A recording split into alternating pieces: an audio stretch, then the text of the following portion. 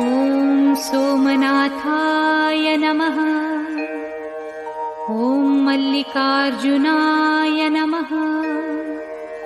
ॐ महाकालेश्वराय नमः। ॐ ओंकारेश्वराय नमः। ॐ वैद्यनाथाय नमः।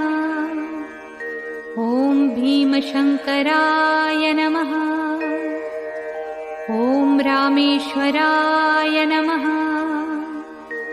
ॐ नागेश्वराय नमः।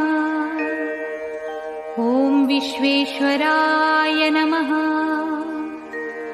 ॐ त्र्यंबकेश्वराय नमः। ॐ केदारेश्वराय नमः। ॐ भुस्मेश्वराय नमः।